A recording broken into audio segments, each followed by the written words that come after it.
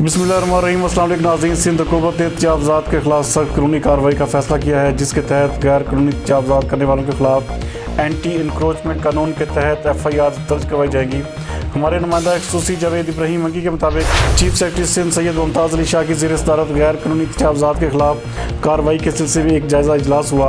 इजलास में senior member board of revenue, commissioner Karachi, additional IG Karachi, metropolitan commissioner DG SBCA समेत दीगर अफसरान भी शरीक हुए।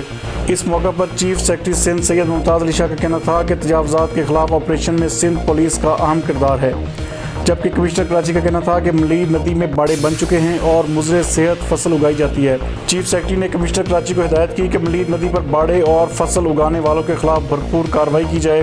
उनका कहना था कि तजावज़ात के खिलाफ ऑपरेशन के बाद ट्रैफिक के मसाइल भी हो रहे हैं। इजलास में फैसला किया गया कि कराची के 10 बड़े रोड्स पर ट्रैफिक साइन लगाए जाएंगे।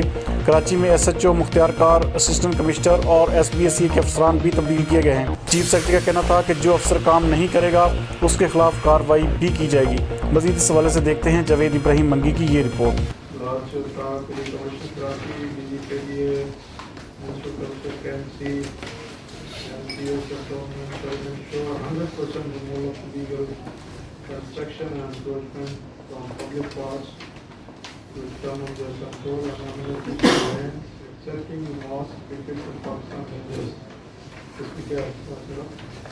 सर इसमें अभी started the campaign, news paper stands वाला था, वो थोड़ा हमें सर उसमें प्रॉब्लम हुआ था कि वो जब हमने उसका कोई रिजॉल्व हो